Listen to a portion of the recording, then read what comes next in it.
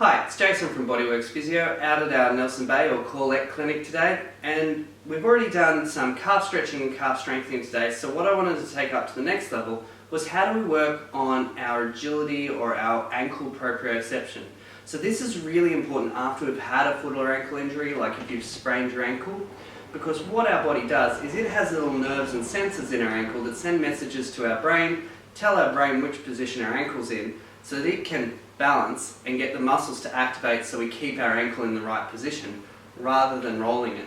What we've found during studies in scientific evidence is that after you've rolled your ankle, you're more likely to re-roll it because those nerve signals aren't working correctly.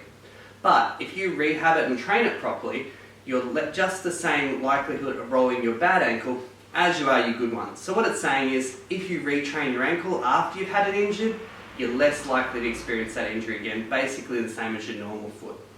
So what's some great ways that we can do some stability or proprioceptive training on our feet? Well, the first one is just to be starting off with some calf stretches and calf raises. So we've already done our calf stretches and calf raises video. If you go back and have a look at those, they're great places to start. But it's just a basic, starting with calf raises, either on the ground or on some steps, doing some one-legged calf raises.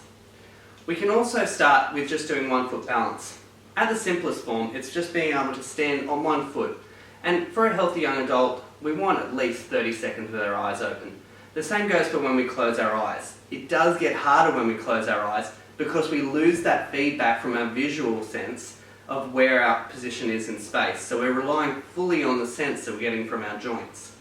Your next thing is you can either keep your eyes open and throw a ball against a wall to give yourself something to think about, or have weights or bands that you can use in your hands to give yourself other disturbances, or even play ball with someone. So if you've got a training partner, try balancing on 1 foot and passing the ball to each other. The next level up we can do is things like wobble boards or Duradiscs. So these just provide a challenge to the ankle in an unstable surface. You can start off even just with 2 feet, standing on there, moving your weight side to side, forwards and backwards, and taking it up onto single foot balance, and then even with your eyes closed, which is much harder. At home, if you don't have a wobble board, you can also even try just a pillow, just something soft and unstable. As a next step, we can start to do some jumping and hopping. So jumping side to side, forwards and backwards, anything to get that stability and work on that training in through the ankle. Another option is to have a little step that you can jump up and across, or hop. Same thing goes with here, with the hopping. You can side to side, forwards and backwards with 1 foot, and then even adding in diagonals. What we're looking at with the hopping though, is we want it to be nice and concise and controlled. We don't want you hopping every which way. You want to be able to control where you're landing.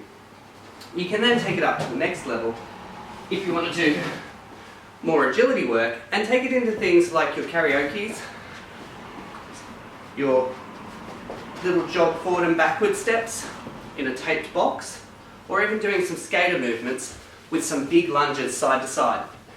All these exercises will help build up the stability in your ankle. If you have had an ankle sprain, it's always good to get the advice of a physiotherapist to make sure you're doing the exercises in the right order and to make sure the scar tissue is healing well. If you have any more questions, give us a call or check out our website. Have a great day.